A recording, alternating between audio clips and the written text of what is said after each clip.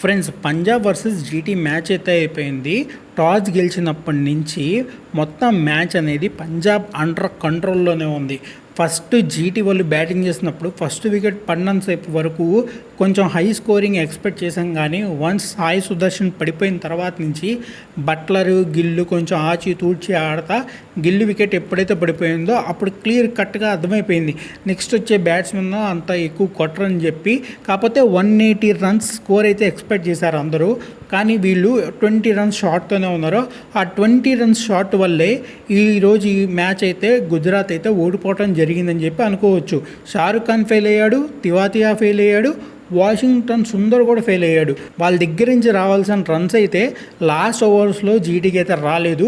So అక్కడే మనకి difference అయితే కనిపించింది. వైశాఖ్ విజయ్ కుమార్ చాలా వరకు బౌలింగ్ చేశాడు అండ్ యుజ్వేందర్ చాహల్ కూడా బ్రిలియంట్ స్పెల్ అయితే వేశాడు, చాలా వరకు తక్కువ రన్లు ఇచ్చాడు. వన్స్ పంజాబ్ వాళ్ళు బ్యాటింగ్కి వచ్చినప్పుడు స్లో స్టార్ట్ ప్రియాంశ్ ఆర్యా నుంచి అందరు రన్స్ ఎక్స్పెక్ట్ చేశాడు, కానీ ప్రియాంశ్ ఆర్యా త్వరగానే అవుటే వెళ్ళిపోయాడు.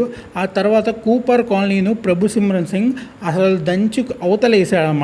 అటాకింగ్ షాట్స్తో మొత్తం మ్యాచ్ అయితే టర్న్ అయిపోయింది. 10 ఓవర్లకి 11 ఓవర్లకి 110కి 2 వికెట్లు పడినాయి. ఆ తర్వాత నుంచి మ్యాచ్ మొత్తం కొంచెం డ్రిఫ్ట్ అవుతూ వచ్చింది.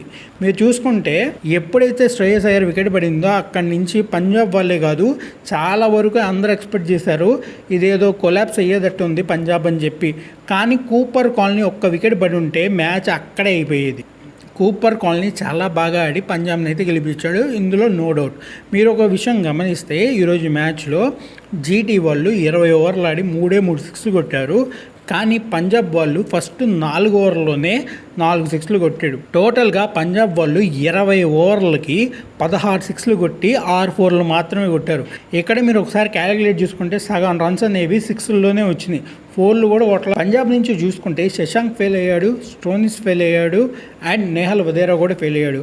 అందరికీ వచ్చిన ఒకే ఒక డౌట్ ఏంటంటే అసలు ఎందుకు గిల్ అనేది ప్రసిద్ధ్ కృష్ణాని 12 ఓవర్ల తర్వాత ఇంట్రడ్యూస్ చేశాడని ఎవరికి అర్థం కాల. మీకు ఏమైనా తెలిస్తే కామెంట్ అయితే చేయండి, నేను తెలుసుకుంటాను. రేపు మళ్ళీ మ్యాచ్లో కలుద్దాం.